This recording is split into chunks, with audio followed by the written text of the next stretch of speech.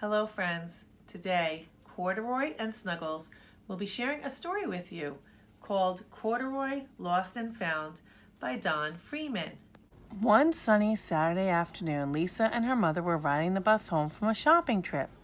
Corduroy sat comfortably on Lisa's lap as the bus bumped along. She held on to him so he wouldn't fall. Lisa took very good care of Corduroy. He looked out the window while Lisa and her mother talked about Lisa's birthday. Corduroy's ears perked right up. "Lisa is having a birthday and I don't have a present for her," he said to himself. He looked out the window at all the stores. "I wonder what she would like," he thought. They all got off the bus at the next stop.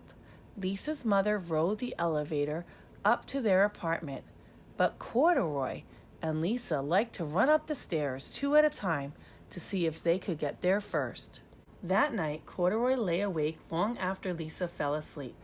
He was worried about her present.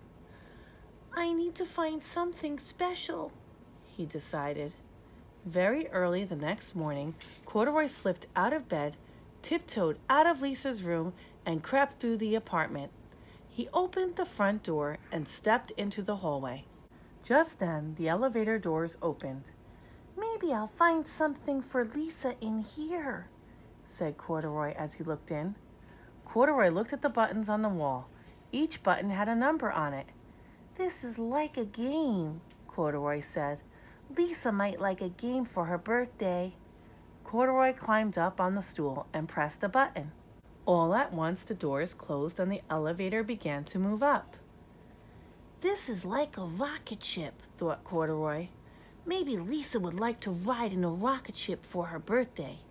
Corduroy pressed more buttons, down and up, and down he went. Finally, the elevator came to a stop. When the doors opened, Corduroy stepped out into the lobby. Looking out over the roof of the building across the street, Corduroy saw just what he was looking for. "It's the biggest, prettiest balloon I ever saw," thought Corduroy. "That is what I want to give Lisa for her birthday." Corduroy had never before been outside when it was still dark. The familiar neighborhood looked very different. And where was Lisa's balloon? Then he saw it at the end of the street. "It's getting away!" cried Corduroy. He ran as fast as he could to catch it. Before he had gone very far, he saw a big brown dog.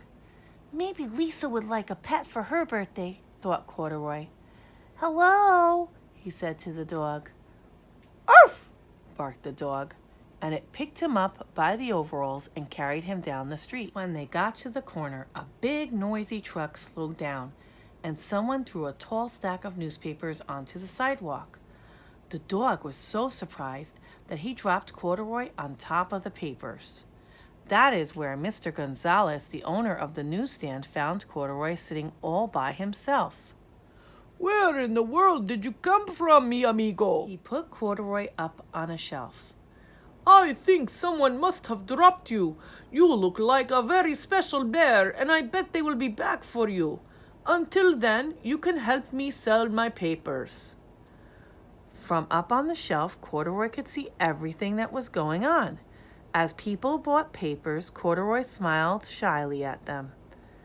"This must be a job," said Corduroy.